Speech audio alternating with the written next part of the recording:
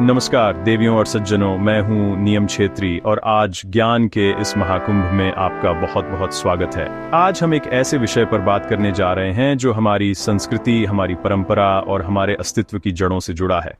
हम बात करेंगे सनातन धर्म के उन 4 स्तंभों की जिन्हें हम वेद के नाम से जानते हैं। ये केवल पुस्तकें नहीं बल्कि ज्ञान का वो अनंत सागर हैं जिसकी गहराई आज भी पूरी तरह से मापी नहीं जा सकी है।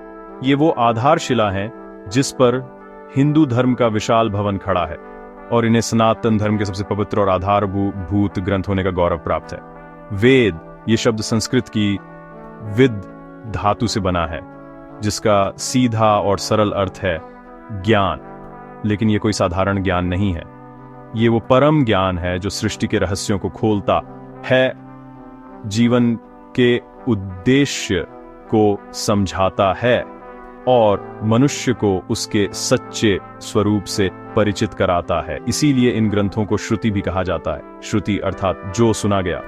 ये नाम अपने आप में एक गहरा रहस्य समेटे हुए है। ये इस बात का प्रतीक है कि यह ज्ञान किसी मनुष्य द्वारा लिखा या रचा नहीं गया, बल्कि ये तो ईश्वर की अपनी वाणी है जिसे उन्होंने सीधे प्रकट किया। ऐसी मान्यता है और हमारा विश्वास है कि प्राचीन काल में महान ऋषियों ने अपनी कठोर तपस्या और गहन ध्यान के माध्यम से अपने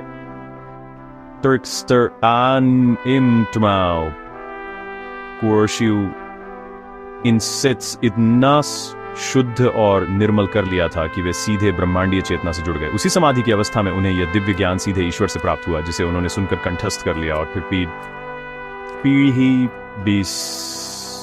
दर पीढ़ी मौखिक रूप से आगे बढ़ाया। तो चलिए आज इस अद्भुत यात्रा पर चलते हैं और ज्ञान के इन 4 महासागरों में डुबकी लगाने का प्रयास करते हैं। आइए शुरू करते हैं। देवियों और सज्जनों, हमारी इस ज्ञान यात्रा का पहला पड़ाव है ऋग्वेद। इसे 4 वेदों में सबसे प्राचीन, सबसे पहला और सबसे महत्वपूर्ण माना जाता है। कल्पना कीजिए उस समय की जब लेखन कला का विकास भी नहीं हुआ था। तब हमारे पूर्वज, हमारे ऋषि मुनि छंदबद्ध मंत्रों के माध्यम से प्रकृति की शक्तियों का ऋग्वेद उन्हीं प्रार्थनाओं और स्तुतियों का एक भव्य संग्रह है। इसमें अग्नि, इंद्र, वरुण, सूर्य जैसे देवताओं को संबोधित करते हुए उनकी महिमा का गुणगान किया गया है। ये केवल प्रार्थनाएं नहीं हैं बल्कि उस समय के जीवन, दर्शन और ब्रह्मांड के प्रति उनकी समझ का एक अद्भुत दस्तावेज भी है। ऋग्वेद की विशालता का अनुमान आप इसी बात से लगा सकते हैं कि इसे 10 भागों में विभाजित किया गया है जिन्हें मंडल कहा जाता है। इन 10 मंडलों में कुल मिलाकर 1028 सूक्त यानी भजनों का संग्रह है और इन सूक्तों में लगभग 10,462 मंत्र या अर्चाएं समाहित हैं। हर एक अर्चा अपने आप में एक संपूर्ण अर्थ और गहरी भावना लिए हुए है। यह एक ऐसा खजाना है जिसे सदियों से सहेज कर रखा गया है और आज भी इसकी प्रासंगिकता उतनी ही है जितनी हजारों साल पहले थी।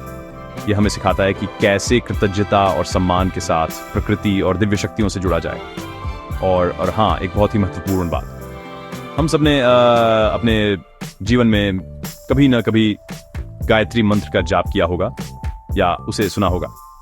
एयुएम भूर्भुवः स्वः तत्सवितुर्वरेण्यं भर्गो देवस्य धीमहि धियो यो नः प्रचोदयात्। क्या आप जानते हैं कि यह शक्तिशाली और विश्व प्रसिद्ध मंत्र कहां से आया है? जी हां, आपने सही सोचा। यह महामंत्र ऋग्वेद के 3 मंडल से ही लिया गया है। यह इस बात का प्रमाण है कि ऋग्वेद केवल एक प्राचीन ग्रंथ नहीं बल्कि हमारी आध्यात्मिक चेतना का एक जीवंत स्रोत है जो आज भी हमें प्रकाशित कर रहा है। ऋग्वेद की प्रार्थनाओं से आगे बढ़कर अब हम आते हैं यजुर्वेद पर। यदि ऋग्वेद क्या प्रार्थना करनी है यह बताता है, तो यजुर्वेद कैसे उस प्रार्थना को क्रियान्वित करना है इसका विधान करता है। यजु इस शब्द का अर्थ ही होता है यज्ञ तो जैसा कि नाम से ही स्पष्ट है, ये वेद पूरी तरह से यज्ञ की प्रक्रियाओं, विधियों और अनुष्ठानों को समर्पित है। ये एक प्रकार से कर्मकांड का विस्तृत मैनुअल है जो हमें सिखाता है कि किस प्रकार विधि विधान से यज्ञ करके देवताओं तक अपनी आहुति और अपनी भावनाएं पहुंचाई जाएं। ये कर्म के सिद्धांत पर जोर देता है। ये वेद गद्यात्मक मंत्रों का संग्रह है, संवर है। जहां औरग वेद में पद्य और स्तुतियां हैं, वहीं यजुर्वेद में यज्ञ की वेदी बनाने से लेकर अग्नि प्रज्वलित करने, आहुति देने और विभिन्न अनुष्ठानों को संपन्न करने तक के लिए आवश्यक गद्य मंत्र दिए गए हैं।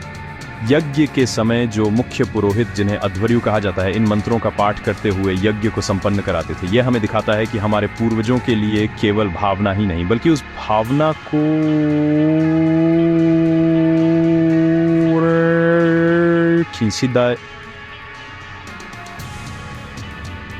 और उसकी शुद्धता भी कितनी महत्वपूर्ण थी। हर एक क्रिया, हर एक मंत्र का अपना एक विशिष्ट स्थान और महत्व था। यजुर्वेद को मुख्य रूप से 2 शाखाओं या भागों में बांटा गया है, कृष्ण यजुर्वेद और शुक्ल यजुर्वेद। कृष्ण यजुर्वेद में मंत्रों के साथ साथ उनकी व्याख्या और विनियोग का गद्यात्मक वर्णन भी मिला हुआ है, जिससे यह थोड़ा जटिल प्रतीत होता है। वहीं शुक्ल यजुर्वेद में मंत्रों को व्याख्या से अलग, बिल्कुल स्पष्ट और व्यवस्थित रूप में रखा गया है।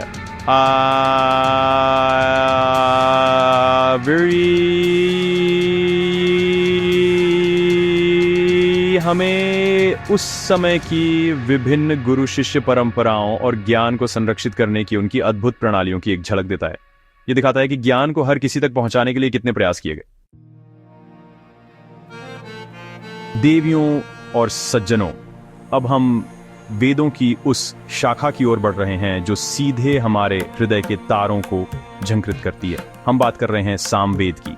साम का अर्थ होता है गान या गीत। ये वेद भारतीय संगीत का मूल स्रोत है, वह उद्गम जहां से संगीत की गंगा पहली बार प्रवाहित हुई। यह इस बात का प्रमाण है कि हमारे धर्म वेब में भक्ति और ईश्वर से जुड़ने का मार्ग केवल ज्ञान और कर्म से ही नहीं, बल्कि कला और संगीत से भी होकर जाता है।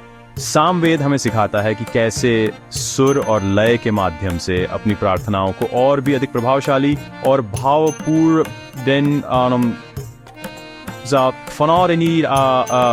बनाया जा सकता है। ये जानना आपके लिए बहुत रोचक होगा कि सामवेद में अधिकांश मंत्र ऋग्वेद से ही लिए गए हैं। लगभग 75 मंत्रों को छोड़कर इसके बाकी सभी मंत्र ऋग्वेद में भी पाए जाते हैं। तो फिर प्रश्न उठता है कि एक अलग वेद की आवश्यकता क्यों पड़ी? इसका उत्तर इसके उद्देश्य में छिपा है। सामवेद में ऋग्वेद की आर्चाओं को एक संगीतमय कालम में ढाला गया है। उन्हें यज्ञ के अवसर पर, विशेषकर सोमरस अर्पण करते समय, देवताओं को प्रसन्न करने के लिए एक विशेष लय और धुन के साथ गाने के लिए व्यवस्थित किया गया है। यह ज्ञान को कला के साथ जोड़ने का एक अद्भुत उदाहरण है। सामवेद को भारतीय शास्त्रीय संगीत और नृत्य की नींव माना जाता है। संगीत के जो 7 स्वर हैं, सा रे ग एम पा धा नी, उनका मूल कहीं ना कहीं सामवेद के गायन की पद्धति में ही छिपा है। इसने न केवल धार्मिक अनुष्ठानों को संगीतमय बनाया, बल्कि भारत की पूरी कला और संस्कृति को एक नई दिशा दी। यह हमें बताता है कि ईश्वर की आराधना केवल शांत बैठकर या ये कर्मकांड करके ही नहीं हो, बल्कि नाचते गाते उल्लास और आनंद के साथ भी की जा सकती है। भक्ति जब संगीत से मिलती है तो वह सीधे आत्मा तक पहुंचती है, और सामवेद इसी का सबसे बड़ा प्रमाण है। अपनी इस यात्रा के अंतिम पड़ाव पर हम पहुंचते हैं अथर्ववेद के पास। ये वेद बाकी 3 वेदों से थोड़ा भिन्न है और इसे सबसे बाद का वेद माना जाता है। जहां पहले 3 वेद मुख्यतः देवताओं, यज्ञों और पारलौकिक विषयों पर केंद्रित हैं, वहीं अथर्ववेद अपना ध्यान सामान्य मनुष्य के दैनिक लौकिक जीवन की ओर ले जाता है। ये एक तरह का ज्ञानकोश है जो आम आदमी के सुख दुख, उसकी समस्याओं और उनके समाधानों से जुड़ा हुआ है। ये हमें दिखाता है कि हमारा धर्म केवल मोक्ष की ही बात नहीं करता, बल्कि इस जीवन को स्वस्थ और सुखी बनाने का मार्ग भी दिखाता है। अथर्ववेद के विषयों की विविधता आपको आश्चर्यचकित कर देगी। इसमें रोगों के निवारण के लिए मंत्र और प्रार्थनाएं हैं, विभिन्न प्रकार की जड़ी बूटियों और उनके औषधीय गुणों का विस्तृत वर्णन है, जिसे आयुर्वेद का आधार माना जा सकता है। इसके साथ ही इसमें विवाह, गृह निर्माण, कृषि, व्यापार जैसे दैनिक जीवन के नियमों का भी उल्लेख है। हाँ, यह भी सत्य है कि इसमें जादू टोना, वशीकरण और बुरी शक्तियों से रक्षा के मंत्र भी शामिल हैं, जो उस समय के समाज के विश्वासों और प्रथाओं को दर्शाते हैं। ये जीवन के हर पहलू को समेटने का एक प्रयास है।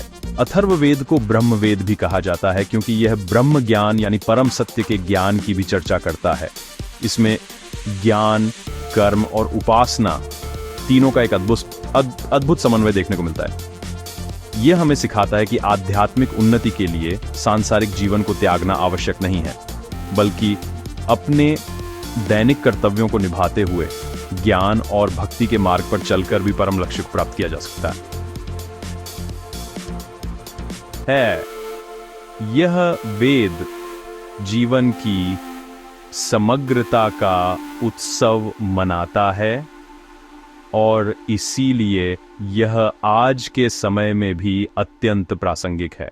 Adam the Pederstats। तो देवियों और सज्जनों, ये थी हमारी 4 वेदों की संक्षिप्त यात्रा। ऋग्वेद की प्रार्थनाओं से लेकर यजुर्वेद के कर्मकांड, सामवेद के संगीत और अथर्ववेद के लौकिक ज्ञान तक। इन चारों वेदों को जब एक साथ रखा जाता है तो इस संयुक्त संग्रह को संहिता कहा जाता है। संहिता का अर्थ है जो एक साथ रखा गया हो। ये एक ऐसा शब्द है जो इन 4 अलग अलग धाराओं को एक विशाल ज्ञान नदी में मिला देता है। ये संहिता हमारी संस्कृति का सबसे मूल्यवान खजाना है, एक ऐसी विरासत जिस पर हम सभी को गर्व होना चाहिए। ये वेद केवल धार्मिक या आध्यात्मिक ज्ञान के ही स्रोत नहीं है। जब हम इनका अध्ययन करते हैं तो हम हजारों वर्ष पूर्व के भारत में पहुंच जाते हैं। ये हमें उस प्राचीन काल के सामाजिक जीवन, उनकी पारिवारिक संरचना, उनके रीति रिवाजों, उनकी सांस्कृतिक मान्यताओं और उनके दार्शनिक चिंतन की एक स्पष्ट तस्वीर दिखाते हैं। ये हमें बताते हैं कि हमारे पूर्वज कैसे रहते थे, क्या सोचते थे और उन्होंने जीवन के रहस्यों को समझने के लिए क्या प्रयास किए। यह इतिहास, समाजशास्त्र और दर्शन का एक अनमोल संगम है जो हमें हमारी जड़ों से जोड़ता है। अंत में मैं यही कहना चाहूंगा कि वेदों का ज्ञान एक अथाह सागर की तरह है। हमने तो आज केवल उसके किनारे पर खड़े होकर कुछ छींटे ही महसूस किए हैं। यह ज्ञान आज भी उतना ही प्रासंगिक है, उतना ही जीवनदायी है जितना यह सदियों पहले था। यह हमें एक बेहतर इंसान बनने, प्रकृति का सम्मान करने और अपने जीवन को एक उद्देश्य देने की प्रेरणा देता है। उम्मीद है इस यात्रा ने आपके मन में ज्ञान की इस अद्भुत परंपरा के बारे में और जानने की जिज्ञासा जगाई होगी। अगले वीडियो में फिर मिलेंगे एक नए विषय के साथ। तब तक के लिए मुझे नियम छेत्री को आज्ञा दीजिए। नमस्कार।